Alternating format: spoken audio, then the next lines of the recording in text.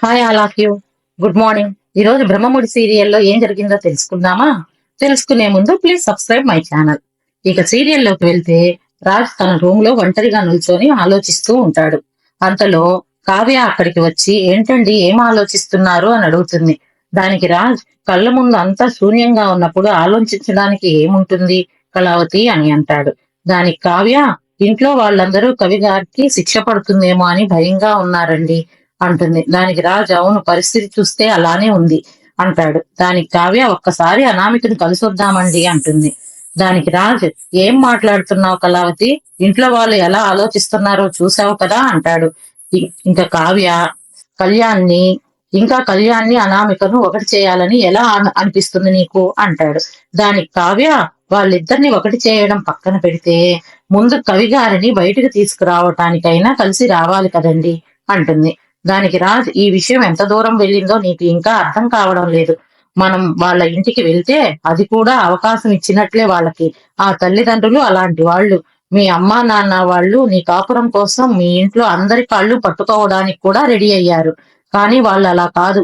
మనం వెళ్తే మన మీద ఇంకో కేసు పెడతారు. ఇంటి మీదకి వచ్చారు అని. అవసరమా మనకి? వాళ్ళు ఏమి ఆశిస్తున్నారో కూడా అర్థమైంది. ఆ అనామిక కళ్యాణ్ని డబ్బు కోసమే ప్రేమించింది. ఆ తల్లిదండ్రులు కూడా అనామికను ఒక అస్త్రంలా వాడుతున్నారు. అది కళ్యాణ్ గమనించలేకపోయాడు. నేను గమనించలేకపోయాను. ఇప్పుడు కాళ్ల బేరానికి వెళ్తే ఎన్ని కోట్లు డిమాండ్ చేస్తారో కూడా తెలియదు. అయినా డబ్బు సమస్య కాదు. ఎంతైనా కళ్యాణ్ కోసం ఇవ్వచ్చు. అది కూడా కళ్యాణ్ ఒప్పుకుంటే. అయినా నేను మాత్రం రాను. నువ్వు వెళ్ళాలి అనుకుంటే నువ్వు వెళ్ళి రావచ్చు అని చెప్పి వెళ్ళిపోతాడు. తరువాత కావ్య అనామిక దగ్గరికి వెళ్తుంది. అనామిక హాయిగా జ్యూస్ తాగుతూ హ్యాపీగా కూర్చొని ఉంటుంది. కావ్యను చూసి నవ్వుకుంటూ అనుకున్నాను అంటుంది అనామిక. దానికి కావ్య ఏమని అంటుంది. అందుకు అనామిక నా అత్తింటి నుండి పుట్టింటికి రాజీకి రాజీకో రాయబారానికో వస్తారు అని అంటుంది. అంతలో కావ్య నేను అనుకున్నాను అంటుంది. దానికి అనామిక ఏమని అని అడుగుతుంది. ఇలా అత్తింటి నుండి రాజీకో రాయబారానికో నా పుట్టింటికి రావాలని కోరుకుంటున్నావు అని అంటుంది. దానికి అనామిక అసలు ఎందుకు వచ్చావో చెప్పు. అందుకు కావ్య నీకంటే పెద్దదాన్ని తోటి కోడల్ని చూసి కూడా కాలు మీద కాలు వేసుకుని కూర్చొని కనీసం కూర్చో అని కూడా అనడం లేదు, మర్యాద కూడా ఇవ్వడం లేదు అంటే నాకు అర్థమైంది నీ పరిస్థితి ఏంటి అని అంటుంది. ఏమి అర్థమైంది అని చెప్పి అనామిక అడుగుతుంది. దానికి కావ్య ఇక నువ్వు అత్తింటికి రావు అని అర్థమైంది అంటుంది. దానికి అనామిక అయినా నేనెందుకు వస్తాను, వస్తే గిస్తే కళ్యాణే నా ఇంటికి రావాలి అంటుంది. దానికి కావ్య భర్తని ఇంటికి రావాలి అంటే ఈ కేసు ఎందుకు, కోర్టు ఎందుకు అని అడుగుతుంది. అందుకు అనామిక భార్య ద్వారా వినని మనిషికి కోర్టు ద్వారా చెప్పిస్తే బుద్ధి వస్తుందని అంటుంది. దానికి కావ్య అంటే అంత బుద్ధి లేని పని నీ భర్త ఏం చేశాడు, నువ్వు ఎన్ని అవమానాలు చేసినా ఓపికగానే ఉన్నాడు కదా అంటుంది. అందుకు అనామిక ఆ ఓపిక నాకెందుకు, నాకు కావాల్సింది అది కాదు. కళ్యాణ్ బిజినెస్ చేయాలి, కోట్లు సంపాదించాలి, సంపాదించి ఆ కోట్లు నా ముందు కుమ్మరించాలి అని అంటుంది. అదే అదే చేతకాని మనిషికి ఇలానే చెప్పాలి, లేకపోతే దారిలోకి రాడు అంటుంది. అంతలో కావ్య అంటే కళ్యాణ్ని నువ్వు ప్రేమతో పెళ్లి చేసుకోలేదా, కళ్యాణ్ ఆస్తి కోసం చేసుకున్నావా అని అడుగుతుంది. దానికి అనామిక మరి అంతే కదా, అందరూ నిన్ను స్వప్నని ఆస్తి కోసం పెళ్లి చేసుకున్నారు అని అనుకుంటున్నారు. కానీ నాకు మీలో ఏమీ అలాంటి ఆశ కనిపించలేదు. కానీ మీలా నేను ఉండలేను. నాకు లగ్జీరియస్ లైఫ్ ఉండటం ఇష్టంగా ఉంటుంది. అందుకు కావ్య అని అంటుంది. అందుకు కావ్య నువ్వు అడుగు పెట్టింది దుగ్గిరాల ఫ్యామిలీలో. ఆ ఇంట్లో ఏ ఒక్కరైనా నీకు డబ్బు కావాలి అంటే ఇస్తారు కదా. నీ పుట్టింటి వాళ్ళకి 10 లక్షలు ఇచ్చినప్పుడు కూడా నిన్ను ఎవరైనా ఏమైనా అన్నారా? అందుకు అనామిక 10 లక్షలు 25 లక్షలు ఎవరికి కావాలి? Kalyan Swaraj group of industries కి ఎండీగా ఆఫీస్ లో అడుగు పెడితే కోట్లు కోట్లు సంపాదించవచ్చు అంటుంది.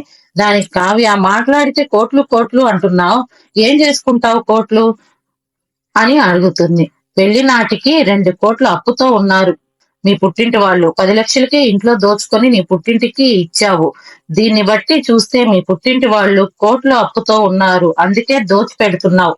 ఎన్ని కోట్ల అప్పు ఉన్నారేంటి అని అడుగుతుంది కావ్య. అవన్నీ తీర్చడానికి నీ జీవితాన్ని బలి చేస్తున్నారు, అది నీకు అర్థం కావడం లేదు అంటుంది. దానికి అనామిక నువ్వు చాలా తెలివైన దానివే, కనిపెట్టేశావు. అయినా కళ్యాణ్కి అంత తెలియలేదు, అందుకే ఇంకా కనిపెట్టలేదు. అవును, నా పుట్టింటి అప్పులు తీర్చడానికే కావాలి అది నా మొగుడు సంపాదించి ఇవ్వడు అంటుంది. దానికి కావ్య, నువ్వు ఇలా చేస్తే కళ్యాణ్ దిగి వస్తాడు అనుకుంటున్నావా అంటుంది. అందుకు అనామిక, ఎందుకు దిగిరాడు?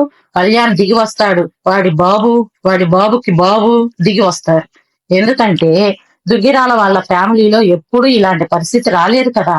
వాళ్ళంతా పరువు ప్రతిష్టలు వంశగౌరవాలు అంటూ ఉంటారు కాబట్టి చచ్చినట్లు నా కాళ్ల బేరానికి వస్తారు అంటుంది. అందుకు కావ్య, నువ్వు చాలా భ్రమంలో ఉన్నావు అనామిక అంటుంది. అందుకు అనామిక, లేదు, నేను చాలా తెలివిగా పగడ్బందీగా కళ్యాణ్ని ఈ కేసులో ఇరికించాను. సాలెగూడులో చిక్కుకున్న ఈగల కళ్యాణ్ ఈ కేసులో ఇరుక్కున్నాడు. చట్టాలు, న్యాయాలు, న్యాయస్థానాలు ఆడవారికే సపోర్ట్ చేస్తాయి, అనుకూలంగా కూడా ఉంటాయి. కాబట్టి జైలు దాకా వెళ్తే కళ్యాణ్ దిగిరాక తప్పదు అంటుంది. అందుకు కావ్య, మొత్తానికి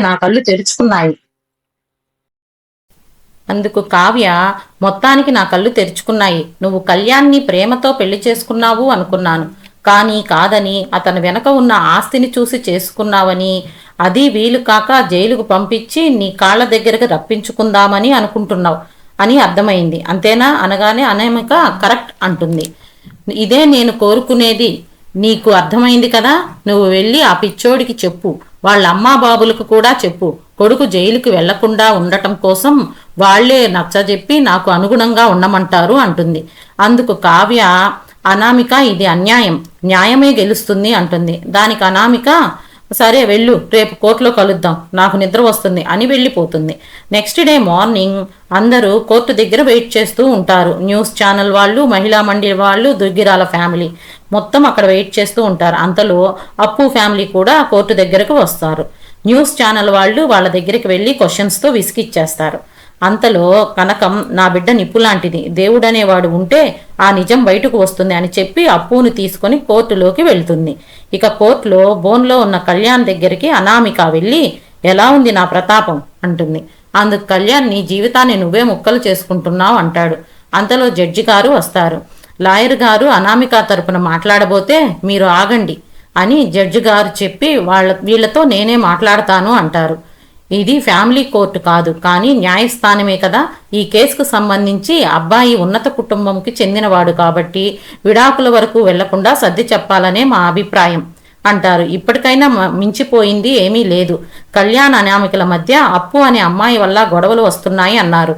ఆ అమ్మాయిని బోనులో నిలబెట్టి పరువు తీయడం మా ఉద్దేశ్యం కాదు. కాబట్టి నేను మీ ఇద్దరినీ అడుగుతున్నాను, కలిసి ఉండటం ఇష్టపడుతున్నారా?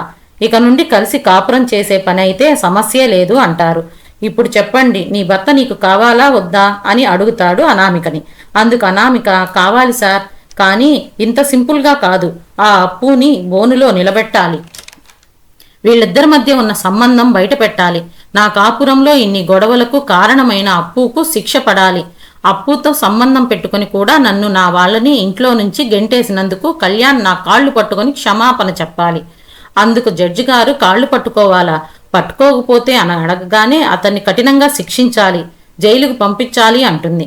అందుకు జడ్జి గారు, అతను జైలుకి వెళ్తే మరి నీకు భర్త ఎలా అమ్మా అంటాడు. దానికి అనామిక, తిరిగి వచ్చేసరికి బుద్ధి వస్తుంది కదా సార్ అంటుంది. అందుకు జడ్జి గారు, విరక్తి కూడా వస్తుంది అప్పుడు అంటాడు. దానికి అనామిక, నాకు అదంతా తెలియదు సార్, అప్పుకు శిక్ష పడాలి అంటుంది. అంతటితో సీరియల్ ఎపిసోడ్ అయిపోతుంది. రేపటి ఎపిసోడ్లో అనామిక గెలుస్తుందా, కళ్యాణ్ గెలుస్తాడా అనేది చూద్దాము. అప్పటి వరకు వెయిట్ చేయండి. చూసిన వాళ్ళందరూ please subscribe my channel. Thank you all of you.